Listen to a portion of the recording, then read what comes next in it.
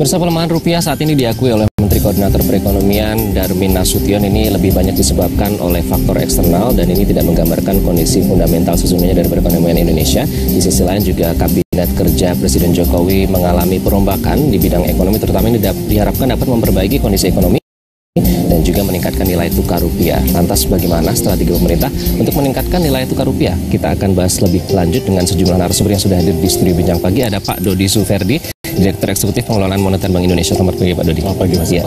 Kemudian ada Pak Feryal Anwar, pengamat ekonomi. Selamat pagi Pak Feryal. Apa kabar? Pagi, baik. Ya. Kemudian ada Pak Didi Irawadi Syamsuddin, politikus Partai Demokrat. Selamat pagi Pak Didi. Selamat pagi. Baik, ini sehat semua ya, weekend. Alhamdulillah. Ya, nanti kita akan bahas lebih lanjut. Namun sebelumnya kita akan simak terlebih dahulu informasi pengantar berikut ini.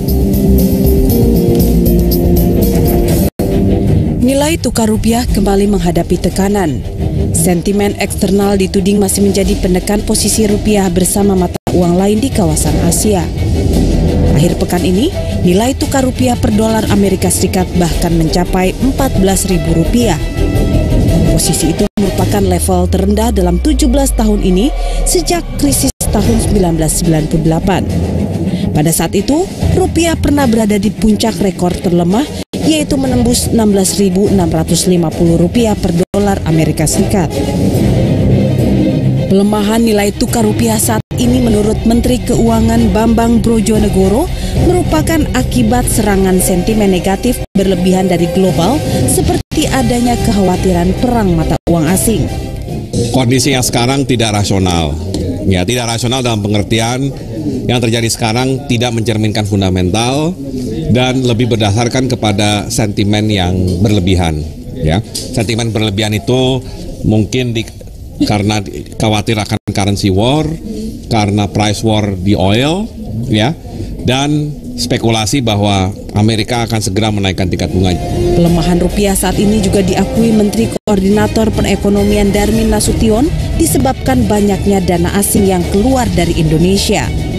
Darmin mengungkapkan perlu upaya strategis untuk menarik kembali dana asing untuk memperkuat rupiah. Salah satunya dengan menggenjot investasi asing masuk ke Indonesia. Terus terang, bukannya ada dana segar dari luar masuk, malah cenderungnya keluar.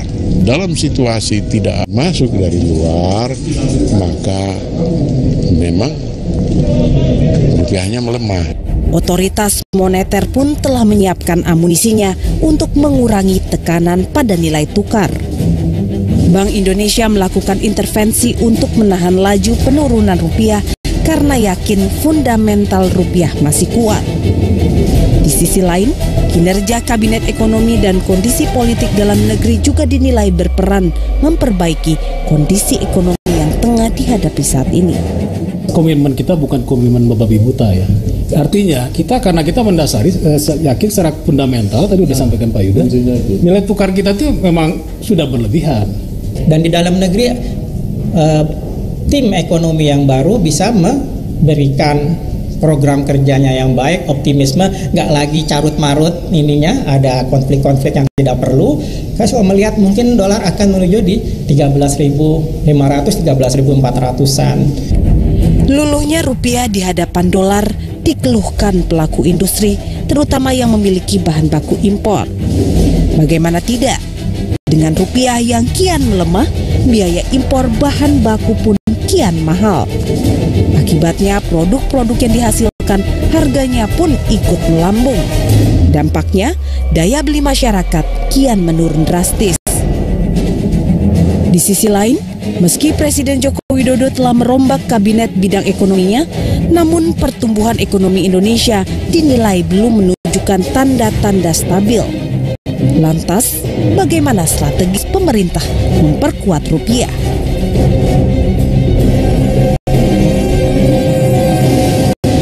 Rupiah kian payah menggenjot kinerja Kabinet Kerja, itu yang menjadi topik dalam perbincangan kita pada hari ini. Kita akan langsung bahas bersama Pak Feryal. Pak Feryal, tadi Menteri Keuangan menyebutkan bahwa ini kondisi yang irasional. Kemudian Menteri Koordinator Perekonomian menyebutkan bahwa faktor eksternal yang menjadi penyebab utama melemahnya rupiah. Tanggapan Anda? Saya melihat dari dua sisi. Jadi sisi eksternal dan sisi internalnya. Dari sisi eksternal ada masalah di global mengenai suku bunga Amerika. yang sudah hampir 1,5 tahun lebih ini menjadi masalah buat pasar keuangan dunia. Ada perkiraan akan dinaikkan, tapi kapan itu? Sudah mundur, tapi ini membuat pasar valuta asing dunia jadi bergejolak. Jadi dolar menguat terhadap semua mata uang. Ada istilah di pasar valuta buy on rumors gitu. Ada rumor bunga mau naik, mereka sudah beli, nanti mungkin dia akan sell on fact gitu. Nah, ini yang jadi masalah. Kita sudah terombang-ambing oleh masalah itu. Ditambah lagi dengan sekarang ada yang jadi fokus perhatian pasar besar, yuan didevaluasi. Nah, itu juga mengguncang pasar waktu kemarin itu. Cukup signifikan ya Pak efeknya ya? Sangat besar. Kita lihat aja nilai tukar kita sampai di berapa. Ditambah lagi ada diikuti oleh Vietnam. Nah, itu dampaknya cukup besar di situ. Nah, ini yang menjadi masalah dari sisi eksternalnya.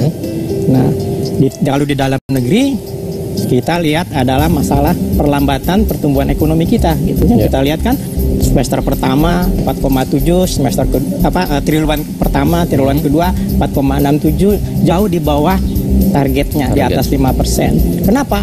Masalahnya ada perlambatan dari pengeluaran pemerintah, ya, karena ada reorganisasi dari kementerian, lembaga, kalau istilah kerennya penyempurnaan nomenklatur istilahnya. Itu membuat kenapa government spendingnya menjadi terhambat gitu. Sampai dengan triwulan pertama, kedua belum berjalan dengan optimal. Serapannya tidak maksimal. Kita lihat ekspor kita juga mengalami penurunan gitu ya. Karena apa? Karena ekspor kita lebih didominasi oleh komoditi. Sementara harga komoditi dunia sedang jatuh tajam di pasar global. Gitu.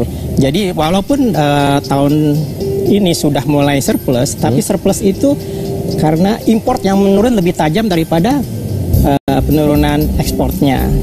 Masih surplus di situ walaupun tidak signifikan ininya. Nah, yang jadi masalah aja current account kita, neraca transaksi berjalan kita juga mengalami defisit. Gitu. Ditambah lagi utang valuta asing yang sebagian tidak di hedge, itu juga ada yang jatuh waktu dan permintaannya besar di situ.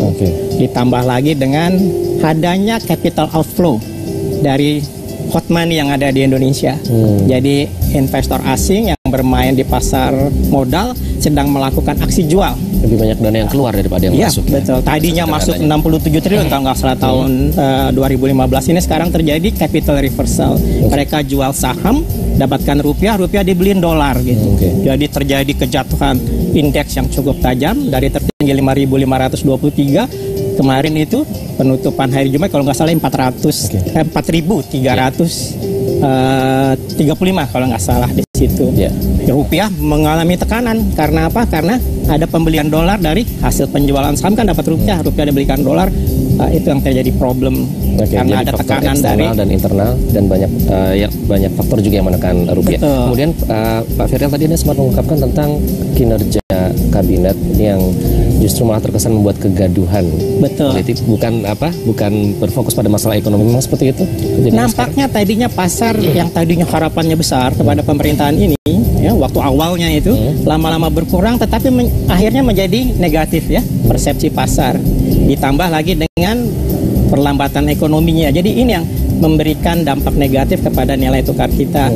Adanya reshuffle diharapkan bisa memperbaiki kinerjanya ya, tapi sayangnya ada itu ribut-ribut antara anggota kabinet ya, yang muncul di media massa. Sayangnya itu saya rasa harusnya itu tidak perlu tampil di media massa. Kalau Anda ingin saling mengkritik, kritiklah di dalam kabinetnya, jangan dibawa ke media massa karena itu memberikan persepsi negatif sekali kepada investor juga akan pasar. Berpikir ya pada saat karena apa? Bagaimana bisa bekerja dengan baik? Ya, tadinya kita harapkan reshuffle kan bisa berubah nih. Ada Pak Darmin, ada di Departemen Keuangan, ada Pak Agus di Bank Indonesia. Ini kan mereka sudah pernah berada di posisi, pernah di Kementerian Keuangan, yang satu pernah di Bank Indonesia. Harusnya itu makin lebih baik gitu. Tapi sayangnya dibuat menjadi kesannya menjadi buruk ya. Kalau ada konflik di internal kabinet itu. Pak Didi, betulkah? Jadi